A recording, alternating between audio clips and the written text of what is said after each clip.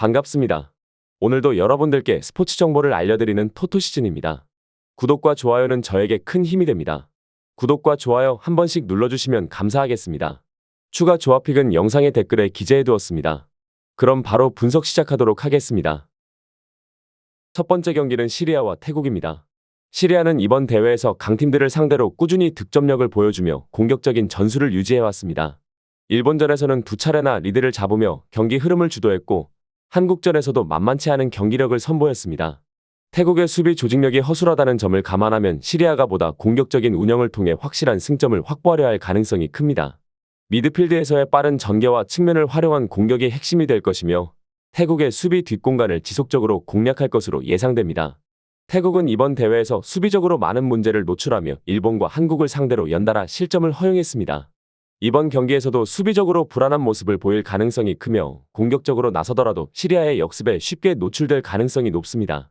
다만 탈락이 확정된 상황에서 부담 없이 공격적으로 나설 경우 한 골 정도는 만회할 수 있는 기회가 있을 것입니다. 하지만 시리아가 공격적으로 압박하며 경기를 주도할 가능성이 크고 동기부여 측면에서도 차이가 크기 때문에 시리아의 우세한 경기 운영이 예상됩니다.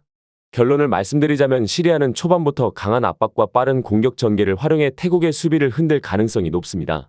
반면 태국은 수비적으로 흔들리면서도 역습 기회를 노릴 것이지만 시리아의 공격 흐름을 막아내기는 쉽지 않을 전망입니다. 결국 시리아가 태국의 헐거운 수비를 효과적으로 공략하며 승리를 거둘 것으로 예상합니다. 시리아의 승리와 오버를 추천드리는 경기입니다. 두 번째 경기는 일본과 대한민국입니다. 일본은 반드시 승리를 거둬야 하는 입장인 만큼 공격적으로 나설 가능성이 높습니다. 시리아전에서 주축 선수들을 아끼며 체력을 비축한 만큼 이번 경기에서는 베스트 멤버를 가동해 한국의 수비진을 압박할 것으로 보입니다. 하지만 일본은 이번 대회에서 수비적으로 불안한 모습을 지속적으로 노출했고 시리아전에서도 두 차례 실점하며 상대의 빠른 전환 플레이에 쉽게 공간을 내주는 모습을 보였습니다. 한국이 전방 압박을 적극적으로 가할 경우 일본의 빌드업 과정에서 실수가 나올 가능성이 있으며 특히 윤도영을 필두로 한 한국의 공격진이 이를 효과적으로 공략할 수 있을 것으로 보입니다. 반면 한국은 일본을 상대로 확실한 우위를 점하기 위해 강한 압박과 빠른 공격 전환을 시도할 가능성이 큽니다.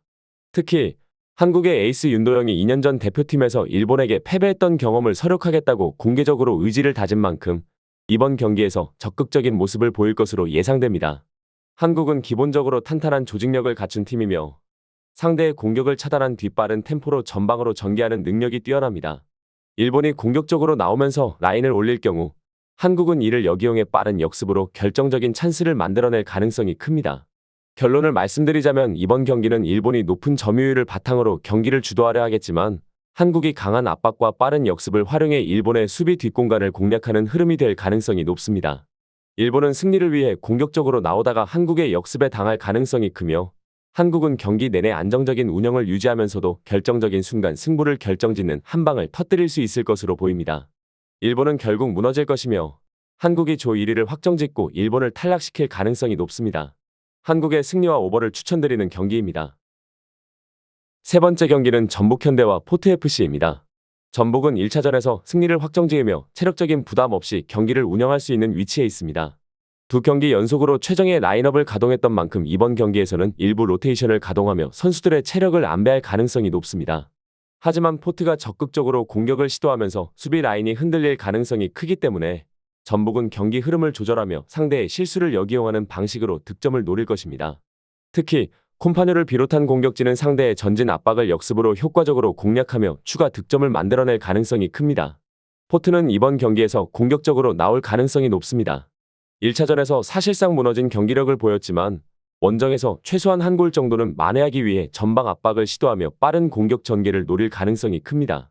하지만 포트는 기본적으로 수비 조직력이 탄탄한 팀이 아니며 라인을 올리면서 뒷공간이 쉽게 노출될 위험이 있습니다. 전북이 공격적으로 나서지 않더라도 포트의 수비 공백을 역습으로 충분히 활용할 가능성이 큽니다.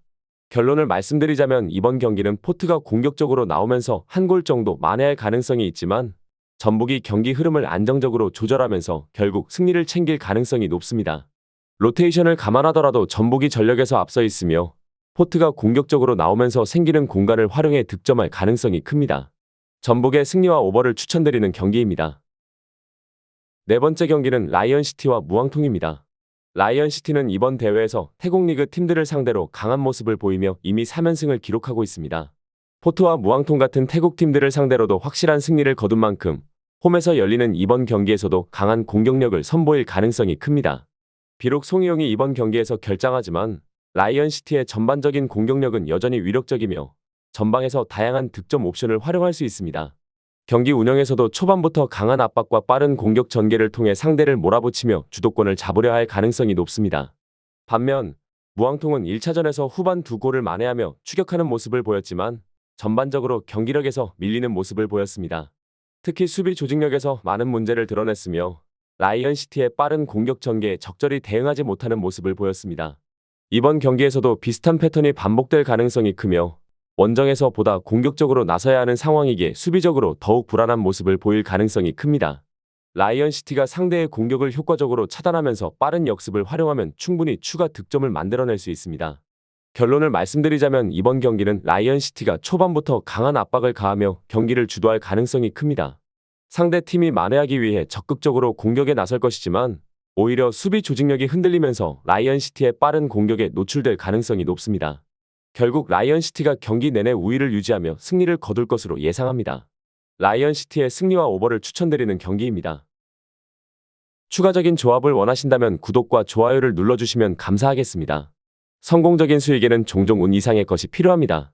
정보에 입각한 성공적인 노림수가 필요합니다. 용어도 어렵고 혼자 쩔쩔매고 있었다면 지금 전문가의 도움을 받아보세요. 저희는 스포츠 정보와 분석글을 판매하지 않습니다. 스포츠를 좋아하는 모든 분들 즐기실 수 있게 무료 정보방을 운영 중입니다. 무료 정보방 참여는 영상 댓글을 참고해주세요. 오늘도 영상 시청해주셔서 감사합니다. 내일 또 다른 분석으로 찾아뵙겠습니다.